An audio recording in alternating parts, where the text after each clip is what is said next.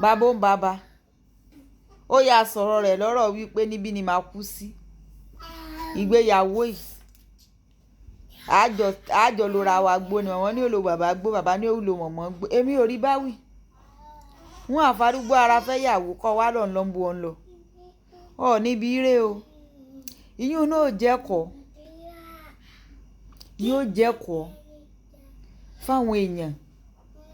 ọmọ 18 ni ọ ọ̀fẹ́rẹ̀ sí second wife sárìnà sí ọ ni bọ́ọ̀lì lórí ọkọ láyé kí ni kan ọ lójú kí ló ń wá ká ọmọ 17 ni ọ kì í ṣe tí ẹnìkan mo tún sọ sí o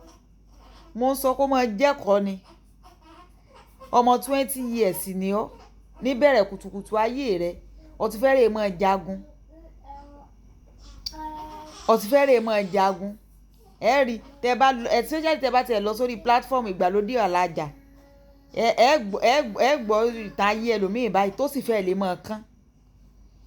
ìyá náà sì ní ẹ̀yin ọmọ léńjẹ ọmọ gbọ́ 18 years ni mo ti fẹ́ wọn ẹ̀wọ̀n á ti bímọ kan tán mo ti bímọ méjì tán wá àbándọ̀ mi ó sì máa fi 18 years tiẹ̀ rè máa jagun tó ọ tiẹ̀ fẹ́ ṣe láìfù rẹ rárá kó o tiẹ̀ fẹ́ kíwọ náà tiẹ̀ àbí ọmọ 20 years ni mí wọ́n láwọn fi mi ṣe second wife ní o wọ́n wá gbalé fún mi tán iná ìná wá àbándọ̀ mi ìyún náà jẹ́kọ̀ọ́ sọtírì olówó náà ń sunkún o kì í ṣe tálíkà nìkan o olówó náà ń sunkún.